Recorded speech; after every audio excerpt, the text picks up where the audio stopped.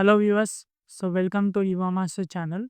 So today I'll be covering CBSE Chemistry chapter number 1, Chemical Reactions and Equations. Okay, so I'll be going in an order according to the NCERT textbook. So first thing, let us understand what is the chemical change. Okay, so during a chemical reaction, what happens is the chemical composition of a material changes, whereas in the physical change the chemical composition is not altered or changed. Okay, so there are many examples of a chemical change. In this textbook we have been given an example where a magnesium ribbon, when burns with a dazzling white flame and gives a white powder. So what is this white powder? It is nothing but magnesium oxide, MgO. Okay. So let us analyze what reaction has taken place here. Okay. So the magnesium ribbon has reacted with the oxygen in the air to form its oxide, which is magnesium oxide. Okay.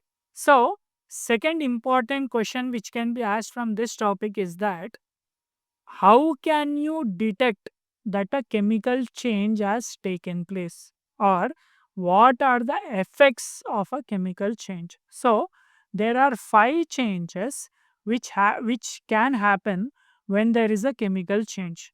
So the first one is change in the state. Okay, it may turn from solid to liquid or liquid to gas or gas to solid. So whenever there is a change of the state of a material after a reaction, we can say that a chemical change has occurred. Second thing is change in the temperature. Okay, so if there is a change in the temperature of the r- reactants, then we can say that there has been a chemical change. Then third point is evolution of a gas. Okay, so whenever you are doing a chemical reaction, we can find that gases are evolved out.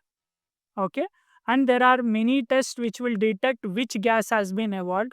For example, carbon dioxide gas, when it evolves, if you send this gas into a lime water solution, it makes it milky. So lime water turning milky will always represent the presence of carbon dioxide, CO2. Then fourth thing is evolution of a precipitate. Okay, in some reactions if you see, a precipitate settled down at the bottom. So that is also an indication of a chemical reaction. Then the last reaction, or the point which we have to be noted down, is change in color. So if there is a change in color of the products, then it means that there was a chemical reaction which has occurred. So what were the 5 points which we have seen? First, evolution of a gas, change in the state, change in the temperature, change in the color, or formation of a precipitate. So these five things tell us that a chemical reaction has taken place or not. Every reaction may not have all the five qualities, but even if you find one of the five, then it proves that there was a chemical reaction which has taken place. So in the next video I'll continue with the other topics. Thank you.